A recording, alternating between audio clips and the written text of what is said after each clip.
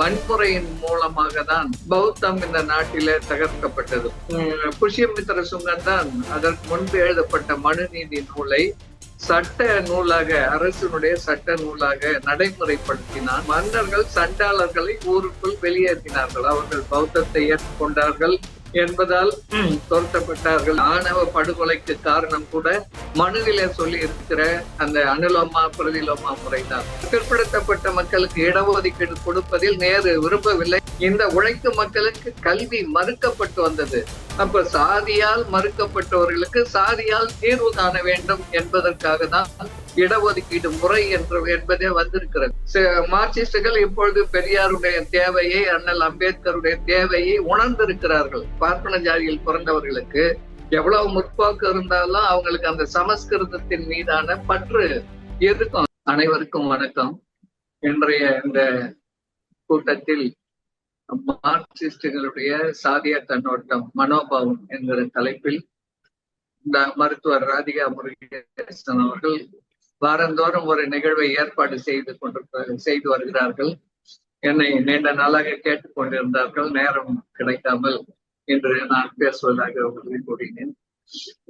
நம்முடைய இந்திய சமூக அமைப்பு என்பது நீண்ட காலமாக நால்வர்ண பாகுபாட்டின் காரணமாக ஒரு சாதிய கட்டமைப்பு சமூகமாக உருவாகியது.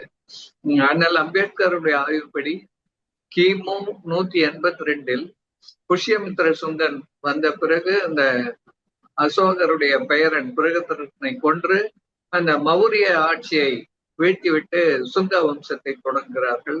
அப்போது வன்முறையின் மூலமாக தான் இந்த பௌத்தம் இந்த நாட்டிலே தகர்க்கப்பட்டது. பௌத்தம் அனைவருக்கும் சமம், சாதி ஏற்றத்தாழ்வு கிடையாது, ஆண் பெண் வேறுபாடு கிடையாது, பெண்கள் கூட அதுல பௌத்த துறவிகளாக பிபணிகளாக இருக்கலாம் என்று புத்தர் கூறியிருந்தார்.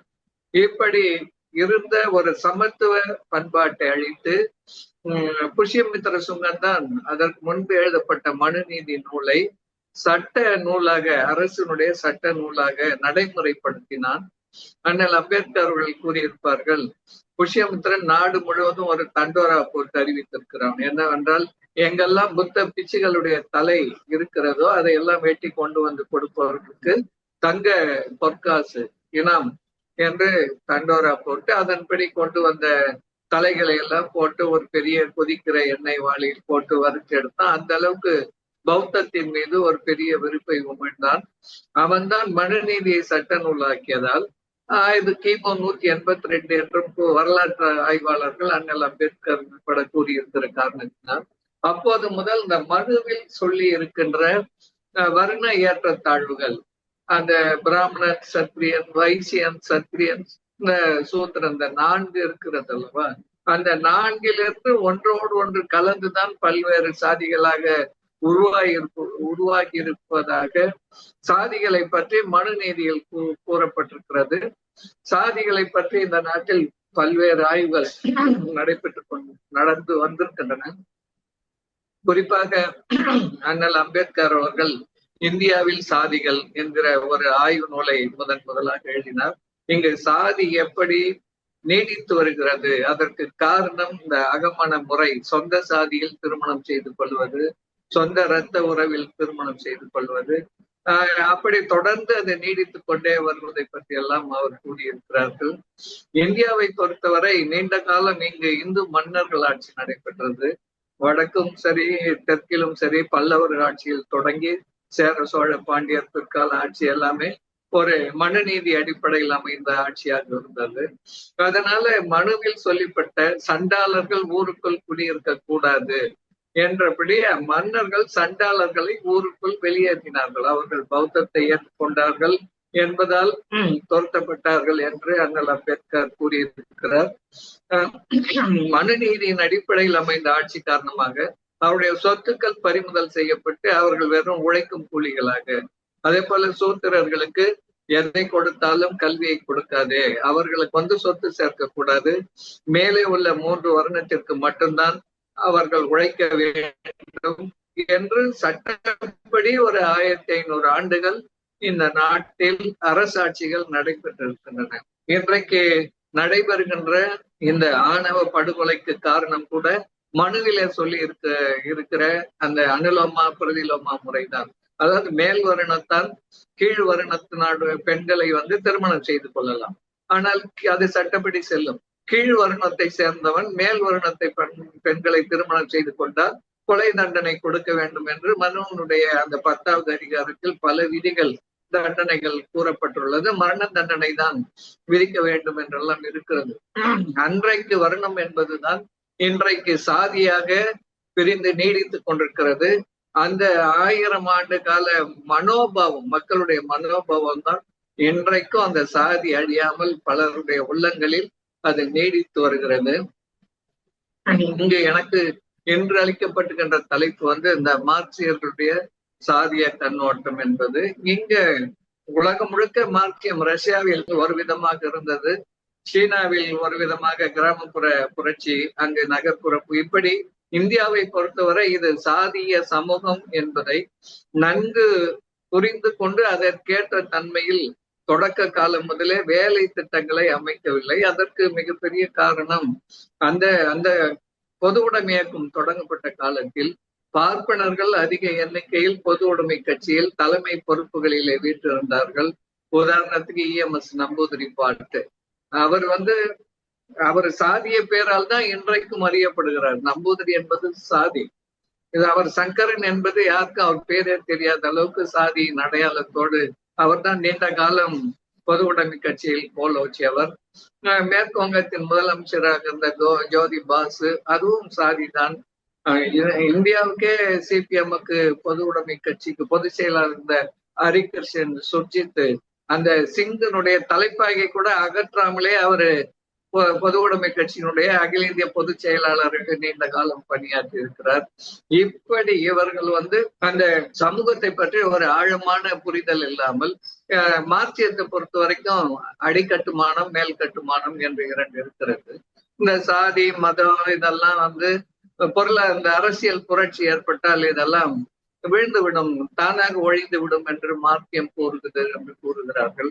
ஆனால் இந்தியாவை பொறுத்தவரை அடிக்கட்டுமானம் என்பது சாதியாகவும் இருக்கிறது. ஏனென்றால் உற்பத்தி உறவுகளுக்கும் உற்பத்தி சாதனங்களுக்குமான அந்த தொடர்கள், உறவுகள் என்பது அந்த காலம் முதல் இப்போது ஆங்கிலேயர்கள் வருவதற்கு முன்பு வரை இது ஒரு வேளாண்மை நாடாக இருந்தது. நிலங்கள் உழைக்கின்ற மக்களுக்கு, பெரியாரான மக்களுக்கு நிலம் சொந்தமாக இல்லை. உதாரணமா ஆதி திராவிடர்களுக்கு நிலமே இந்தியா முழுவதும் எங்குமே கிடையாது. அவர்கள் வெறும் உழைப்பு கூலி தொழிலாளர்களாக தான் இருந்தார்கள். அப்ப நில உடைமை என்பது 4 வருடத்தின் அடிப்படையில் மேல் சாதிக்காரர்களுக்கு மட்டுமே சொந்தமாக இருந்தது. பார்ப்பனர், அதற்கடுத்து வேளாளர், அப்புறம் அந்த சைவம் மடங்கள், தமிழ்நாட்டை பொறுத்த வரைக்கும் மடங்களுக்கு பல ஆயிரக்கணக்கான வேலி ஏக்கர் நிலங்கள். இப்படிதான் இங்கு இந்த உற்பத்தி முறை, உற்பத்தி உறவு, இந்த தொடர்பு என்பது ஒரு சாதிய அடிப்படையில் அமைந்திருக்கிறது என்பதை மார்க்சியர்கள் கணிக்க தவறி இருக்கிறார்கள் என்பதுதான் நம்முடைய குற்றச்சாட்டாக இருக்கிறது. மேலும் அண்ணல் அம்பேத்கர் அவர்கள் மும்பையில் இந்த ஆலை தொழில் பெருகியவுடன் அங்கு இந்த ஆலை தொழிலில் 100 பிரிவில் ஆதி திராவிடர் பட்டியல் மக்களை சேர்க்க மறுத்தனர். ஏன்னா அவங்க தொட்டாங்கன்னா அந்த நூல் தீட்டாயிடும், துணி தீட்டாயிடும். அதற்காக அவர் ஒரு போராட்டத்தை நடத்தினார். அப்போது பொது உடைமை கட்சி ஆதரிக்க கோரினார். ஆனால் AS டாக்கே ஆதரிக்கவில்லை என்பதை அண்ணல் அம்பேத்கர் எழுதியிருக்கிறார். AS டாக்கே என்பவர் ஒரு பார்ப்பனர் என்றும் அண்ணல் அம்பேத்கர் அவர்கள் எழுதியிருக்கிறார்கள். ஆகவே அதை இப்ப ராகுல சாங்கிரதாயன் புரிந்து கொண்டது போல இவர்கள் ஆழமாக புரிந்து கொள்ளவில்லை. அதே போல தொடர்ந்து இப்ப நேரு அவர்கள் தான் இந்தியாவில் மிகப்பெரிய சோசியலிஸ்ட் என்று இவர்கள் நம்பினார்கள். தமிழ்நாட்டில் இந்திய பொது உடைமை கட்சிக்காக ஜீவா அவர்களை ஆசிரியராக கொண்டு 1937 ஜனசக்தி ஏடு தொடங்கப்பட்டது. முதல் இதழிலேயே நேரு படம் தான் போட்டிருந்தார்கள், இந்தியாவின் சோசியலிச பிதாமகர் ஜவஹர்லால் நேரு. அடுத்து மார்க்ஸ் நம்ம அரசு அவர்கள் தொகுத்து NCBHல ஜீவாவின் ஆக்கங்கள் அலையங்கள் 4 தொகுதிகள் வெளிவந்திருக்கின்றன. இந்த 4 பாத்தீங்கன்னா முதல் இதழ்ல நேரு படம் போட்டிருப்பாங்க, அடுத்த இதழ்ல தான் காரல் மார்க்ஸுக்கு 2வது இடம் தான் கொடுக்குறாங்க, முதல் இடம் நேருக்கு. நேரு ஏதோ பெரிய புரட்சியாளர் போலவும் சோசியலிச அவர் நேரு சில கருத்துக்களை முற்போக்க எழுதியிருக்கிறார். ஆனால் அவர் சோசியலிஸ்ட் ஏமாற்றி நடுவான ஒரு பொருளாதாரம், வலதுசாரி அல்ல இடதுசாரி அல்ல, நான் இடையில இருக்கிறேன் அப்படின்னு சொல்லி முதலாளிகளை ஊக்குவிக்கின்ற 5 ஆண்டு திட்டங்களை எல்லாம் கொண்டு வந்தார். பெரிய நிறுத்தங்களை கட்டினார். ஆனாலும் அவர் மார்க்சிஸ்டுகளை கம்யூனிஸ்டுகளை ஒழிக்க வேண்டும் என்பதில் குறியாக இருந்தார். இந்தியா சுதந்திரம் அடைந்தவுடன் எடுத்த எடுப்புல பொது உடைமை கட்சி தடை செய்யப்பட்டது. சேலத்துல கூட 22 கம்யூனிஸ்ட் தோழர்கள் கை கால் கட்டப்பட்டு சுட்டுக் கொல்லப்பட்டார்கள். அதே போல 1953 ஹைதராபாத் நிசாம் வாங்க 50 தெலுங்கானா போராட்டம், இந்திய ராணுவத்தை அனுப்பி பல ஆயிரம் மார்க்சிய போராளிகளை கொன்று குவித்தார்கள். அப்ப இவர்கள் நேருவை பற்றி கணிக்க தவறி இருக்கிறார்கள். இந்தியாவில் பொது உடைமை கட்சியினர் அதை பத்தி சரியா கணிக்கவில்லை என்பதுதான் நமது கருத்தாக இருக்கிறது. இப்படி ஆழமாக அதே போல மண்டல் கமிஷன் என்பது வந்த போது கூட நேரு அவர்கள் காக்கா கலைஞர் கமிஷன் என்பது 1953 ஏற்ற அந்த குழு அமைக்கப்பட்டு 55 அறிக்கைப்படுத்தப்பட்டது. ஆனாலும் பிற்படுத்தப்பட்ட மக்களுக்கு இடஒதுக்கீடு கொடுப்பதில் நேரு விரும்பவில்லை. ஆகவே அந்த குழுவை நடைமுறைப்படுத்தாமலே விட்டுவிட்டார். ஆணைமுத்தையா போராட்டத்திற்கு பிறகு மண்டல் குழு அமைந்து அதுவும் உடனடியாக நடைமுறைக்கு வராமல் VP சிங் வந்த பிறகுதான் அது 1989-90 நடைமுறைக்கு வருகிறது. அப்ப நீண்ட காலமாக இந்த சமூகத்தை பற்றி அந்த நேரத்தில் மண்டல் குழு மேற்கு வங்காளத்துக்கு அவர்கள் குழுவாக செல்லுகிறார்கள். முதலமைச்சராக ஜோதிபாஸ் அவர்கள் இருந்தார். அவர்களிடத்திலே பேக்வர்ட் கிளாஸ் பட்டியல், சாதி பட்டியல் வேண்டும் என்று இவர்கள் கேட்டபோது அவர் சொன்னார், நாங்கள் மார்க்சிஸ்டுகள் ஜாதி அடிப்படையில் நாங்கள் சலுகைகளை கொடுப்பதில்லை, பொருளாதார அடிப்படையில் தான் ஏழைகளுக்கு தான் தரணும் அப்படின்ட்டு அவர் சொல்லி இருந்தார். மண்டல் கமிஷன் அமலான நேரத்தில் கூட நம் நாட்டில் பொது உடைமை கட்சி, இந்திய பொது உடைமை கட்சி ஆதரித்தது. ஆனால் CPM என்கிற மார்க்சிஸ்ட் பொது உடைமை கட்சி ஆதரிக்கவில்லை. அவர்கள் சாதிப்படை அடிப்படையிலான இடஒதுக்கீட்டுக்கு எதிராகவும் பொருளாதார இடஒதுக்கீட்டுக்கு ஆதரவாகவும் இருந்தார்கள். அதே காரணத்திற்காக தான் இப்ப EWS வந்தவுடன் உயர் சாதி ஏழைகளுக்கான இடஒதுக்கீட்டுல கூட CPM ஆதரவு நிலைப்பாட்டை எடுத்திருக்கிறார்கள். ஆக இவர்கள் அப்ப ஏழை அவங்க காலங்காலமா கல்வி கற்றவர்கள். மனு தர்ம முறை, வேத சாஸ்திர முறைப்படி நீண்ட காலம் கல்வி என்பது அவர்களுக்கு மட்டுமே இருந்தது. இந்த உழைக்கும் மக்களுக்கு கல்வி மறுக்கப்பட்டு வந்தது. அப்ப சாதியால் மறுக்கப்பட்டவர்களுக்கு சாதியால் தீர்வு காண வேண்டும் என்பதற்காக தான் இடஒதுக்கீடு முறை என்பதே வந்திருக்கிறது. இன்றைக்கு சில மார்க்சிஸ்டுகள் இப்பொழுது பெரியாருடைய தேவையை, அண்ணல் அம்பேத்கருடைய தேவையை உணர்ந்திருக்கிறார்கள். ஆனால் முன்பு எதிரிகளை போல ஒரு காலகட்டம் இருந்தது, ரெண்டும் நேர் எதிராக இருந்தது. ஆணைமுத்தையா அவர்கள் தான் 1962 பெரியாரிடம் கேட்டு ஒரு முயற்சி செய்தார்கள். பெரியார் அவர்களும் 1952 அவர் தொடக்கத்திலேயே கம்யூனிஸ்ட் கட்சி அறிக்கையை குடியரசு ஏட்ல தமிழ்ல பெரியார் தான் வெளியிட்டார். 1931 ரஷ்யா போவதற்கு முன்பே. அவர் வந்த பிறகு ஈரோடு வேலை திட்டம் எல்லாம் போடப்பட்டது, சேர்ந்து பணியாற்றினார்கள். ஆனால் இன்றைய ஆட்சி ஒழிய வேண்டும் என்ற தலையங்கத்திற்காக குடியரசு தடை செய்யப்பட்டு பெரியார் சிறைக்கு அனுப்பப்பட்டார். இந்த இயக்கமே தடையாகிவிடும் என்ற காரணத்தால் தற்காலிகமாக ஒத்தி வைத்து வேலை செய்யலாம் என்று பெரியார் கூறினார். இவர்கள் ஏற்க மறுத்து சிங்காரவேலர், ஜீவா போன்றவர்கள்லாம் பொது உடைமை கட்சி என்று தனியாக இயங்கவில்லை. இவர்கள் காங்கிரஸ் சோசியலிஸ்ட் கட்சி என்ற பெயரால் காங்கிரஸ் கட்சிக்குள் ஐக்கியமாக்கி விட்டார்கள். காங்கிரஸுக்கும் வாக்களிக்கலாம், அது உள்ள சோசியலிஸ்ட் கட்சியின் தனி குழுவாக இயங்கலாம் என்கிற நிலையில் தான் இருந்தார்கள். 1946 வரை பொது உடைமை கட்சி தனியாக இயங்கவில்லை. அதே போல இந்தியா என்பது ஒரே நாடு கிடையாது, ஒரு மொழி கிடையாது, ஒரு நாடு, பல்வேறு நாடுகள் அடங்கிய ஒரு தேசம். அதை பொது உடைமை கட்சியினர் 1946 வரை புரிந்து கொண்டிருந்தார்கள். ஆனாலும் பாகிஸ்தான் பிரிவினைக்கு பிறகு இவர்கள் இந்தியாவை ஒரே தேசமாக அறிவித்து இந்திய தேசியம் என்பதை ஏற்றுக்கொண்டார்கள். அது வலதாக இருந்தாலும் இடதாக இருந்தாலும் அது லெனினுடைய கொள்கைக்கு எதிரானது, நேர்மாறானது. ரஷ்யாவில 15 குடியரசுகள் இருந்தன, ஒவ்வொன்றும் ஒவ்வொரு இனத்தை சார்ந்தது. அதனால்தான் அவர் செல்ஃப் டிட்டர்மினேஷன், பிரிந்து போகக்கூடிய உரிமையை அளித்தார். 2 நாடு பிரிந்தும் சென்றது, பிறகு வந்து சேர்ந்து கொண்டது. அவரவர்கள் தாய்மொழியில் எல்லாம் செய்து கொள்வதற்கான அனைத்தும் இயங்குவதற்கான வசதிகளை லெனின் ஏற்படுத்தினார். உலகத்தில் மிகப்பெரிய மொழிபெயர்ப்பு மையத்தை மாஸ்கோவில் ஏற்படுத்தி, இப்ப உதாரணத்துக்கு நம்ம தமிழ்நாட்டுல இருந்து அரசு சார்பிலே யாரோ ஒரு கடிதம் டெல்லிக்கு போனோம்னா தமிழ்ல தான் போடணும். டெல்லியில இருந்து இங்க தமிழ்நாட்டு எல்லைக்குள்ள வருதுன்னா தமிழ்ல தான் வரணும். இந்த எல்லைக்குள்ள இருக்கிற எல்லாமே தமிழ்ல தான் இயங்கணும் அப்படின்னு அதாவது பல்வேறு மொழிகள் பேசுகிற ஒரு நாட்டில் கட்டாயமாக பொது மொழி என்று ஒன்று தேவையில்லைன்னு லெனின் வெளிப்படையா எழுதியிருக்கிறார், தெளிவா எழுதியிருக்கிறார். மகா ருஷ்யர், அங்க ருஷ்யா தான் பெரும்பான்மை இனம். அவர்களுக்கு வந்து அவர் சொல்றாரு, நீங்க பெரும்பான்மை என்பதனால நீங்க அதை வந்து மற்றவர்கள் மீது திணிப்பது ஜனநாயகம் அல்ல. அப்படி திணித்தால் அவர்கள் வந்து பிரிந்து சென்று விடுவார்கள். அப்போ நமக்குள்ள ஒரு ஒற்றுமை இருக்காதுன்றதுனால்தான் அவரு இந்த செல்ஃப் டிட்டர்மினேஷன் அடிப்படையில USSR என்று பல்வேறு குடியரசுகளை ஒரு கட்டுக்கோப்பாக வைத்துக் கொண்டிருந்தார். அதன் பிறகும் ஸ்டாலின் அதன்படி நடந்து கொண்டார்.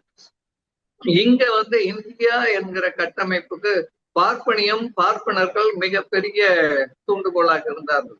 பார்ப்பனர்கள் வந்து இந்திய விடுதலை போராட்டத்தில் அதி தீவிரமாக ஈடுபட்ட காரணம், அவங்க வந்து மிலேச்சர்கள், ஆடு மாடு கோழி இது தின்னுகிற ஆங்கிலேயர்கள் வந்து நம்ம நாட்டை கேவலம் மிலேச்சர்கள் நம்ம நாட்டை ஆள்வதா அப்படின்னு தான் அவங்க நினைத்தார்கள். அதனால இங்க இந்தியாவுக்கு அவங்க வெளியேறிட்டா சுதந்திரம் வந்தா நம்ம ஆட்சி, நம்ம வேதகால ஆட்சி, பாலகங்காதர திலகர் தான் சொல்லியிருப்பார், நம்ம வேதத்தை கொண்டு வந்து நம்முடைய சாஸ்திரங்களை கொண்டு வந்து நாம நடத்தலாம் இதை. அப்ப அந்த காலத்தில் அதுல தீவிரமா பார்ப்பனர்கள் தான் அதுல இருந்தாங்க. அதுல இருந்தவங்க தான் அப்படியே பொது உடைமை கட்சியா மாறினாங்க. காங்கிரஸ்ல இருந்தவங்க தான் 1925 இந்திய பொது உடைமை கட்சியில சில பேர் வர்றாங்க. அதுல மேல் சாதியா இருக்கிற பார்ப்பனர்கள் தான் அதிக எண்ணிக்கையில் வந்தாங்க. அதனால லெனின் கூறிய இந்த அரசும் புரட்சியும் இங்க ரெவல்யூஷன் பத்தி எல்லாம் பெருசா ஒன்னும் இவங்க அந்த உண்மையான சோசியலிச தத்துவத்தை சொல்லாமல் இன்றைக்கு வந்து அது என்னாச்சுன்னா திமுக அதிமுக போல அதுவும் ஒரு தேர்தல் கட்சின்ற மாதிரி ஆகிவிட்டது. அந்த நிலைக்கு அதை கொண்டு சென்று விட்டார்கள். இப்ப தீண்டாமை ஒழிப்பு முன்னணின்னு வச்சிருக்காங்க. தீண்டாமை ஏன் இருக்குது? CPIM தீண்டாமை ஒழிப்பு முன்னணின்னு வச்சிருக்கிறாங்க. தீண்டாமை இருப்பதற்கு காரணம் ஜாதி. பெரியார் அதுதான் சொன்னார். அடிப்படையில ஜாதி இருக்கிறதுனால, ஜாதினால தானே அவங்களை தீண்ட வேணான்னு சொல்றாங்க, ஜாதியினாலதான் ஒதுக்கி வைத்தார்கள். அப்ப சாதி ஒழிப்பு முன்னணி தான் கட்டணமே தவிர தீண்டாமை ஒழிப்பு முன்னணி இது காந்தி சொன்னதுதான். தீண்டாமை ஒழியணும். காந்தி வர்ணாசிரம ஆதரவாளர். அவர் வந்து வர்ணம் போகணும்னு சொல்லல, ஜாதி ஒழியணும்னு சொல்லல, தீண்டாமை ஒழியணும்னு மட்டும் சொன்னாரு. இந்த அடிப்படையில சாதி ஒழியாம தீண்டாமை ஒழியாதுன்னு பெரியார் சொன்னார். இதுதான் இவர்களுக்குள்ள முரண்பாடு.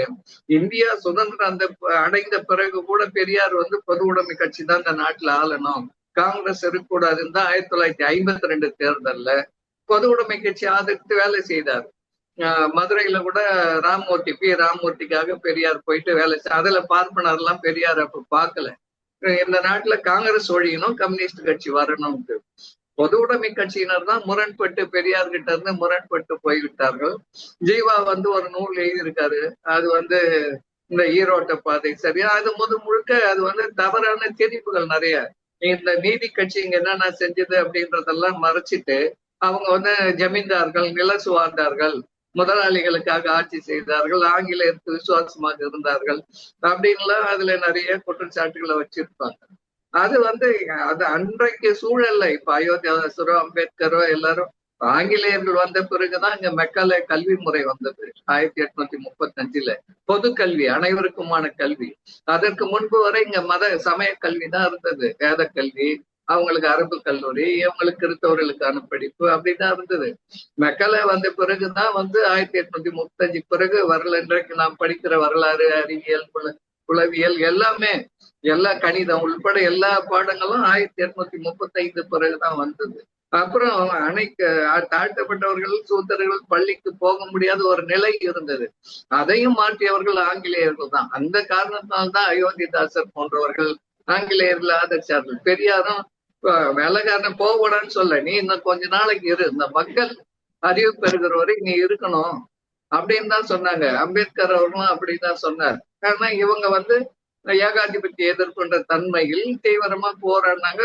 இவங்களுடைய போராட்டத்தினால அவன் போல 2ஆம் உலக போர்ல ஏற்பட்ட ஒப்பந்தத்தின் அடிப்படையில் ஆங்கிலேயர்கள் தங்களுடைய காலனி நாடுகளை விட்டு விட்டு போக வேண்டும் என்ற அந்த முறையில் விட்டு விட்டு போய்விட்டார்கள். ஆகவே இங்க இந்த இல்லாத ஒரு இந்திய தேசியத்தை கம்யூனிஸ்டுகள் கட்டி அமைத்துக் கொண்டிருப்பதற்கு அந்த பார்ப்பனிய தலைமை தான் ஒரு காரணம். இப்ப இந்தியா மொழிவாரி மாநிலமா புரிஞ்சது 1956.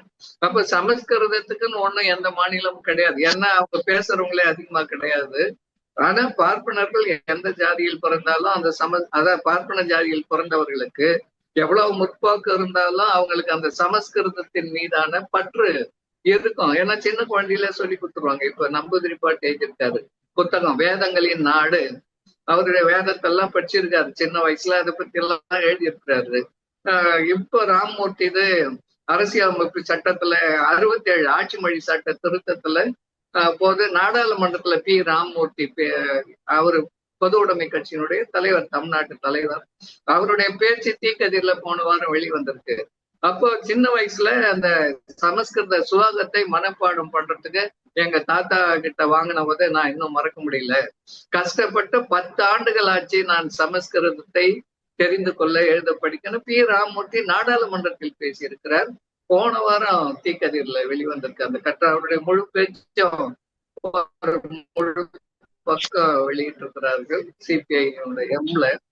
அப்போ அப்படி ஆகவே இங்க தேசிய இனங்கள் வளர்ந்து விடக் கூடாது என்பதில் இந்த பொது உடைமை கட்சிகள் ஒரே இந்திய தேசியம் கட்டி கொண்டிருக்கிறார்கள். மேலுக்கு அப்படி நமக்கு ஆதரவாக இப்போது பிஜேபிக்கு எதிராக இருக்கிறார்கள், அது வேற. ஆனா இந்திய தேசியம் என்று வரும்போது நம்முடைய இன உரிமைகளுக்கும் இடஒதுக்கீட்டுக்கும் உழைக்கும் மக்களான விடுதலைக்கும் போது அது புரட்சி எப்போ வருமோ அதுக்கு முன்னாடி அது வரைக்கும் இடஒதுக்கீட்டை அனுபவிக்கூடாதான் என்ன. ஆகவே இப்படி அந்த புரிதல் என்பது இன்னும் கூட அவர்களுக்கு வர வேண்டிய தேவை இருக்கு.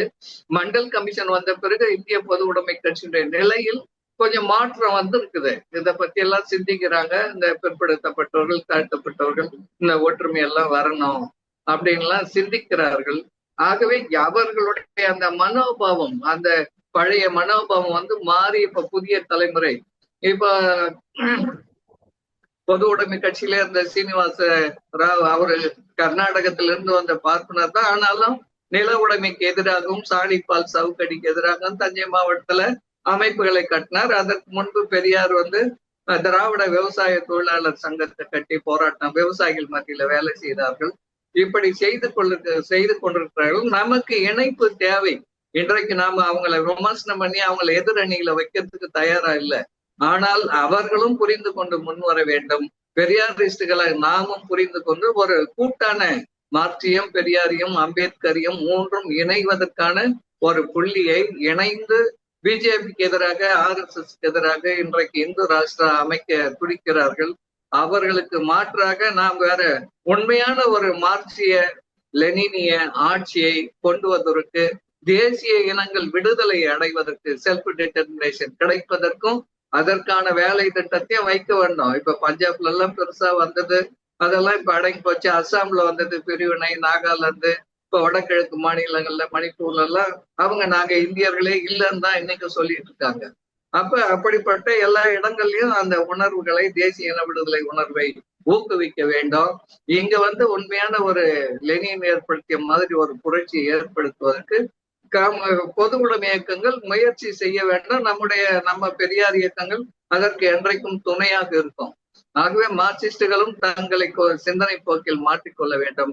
நாமும் அவர்களோடு இணைந்து போராடுவதற்கு தயாராக இருக்க வேண்டும் என்று கூறி என்னுடைய சிற்றுரையை முடித்துக் கொள்கிறேன்.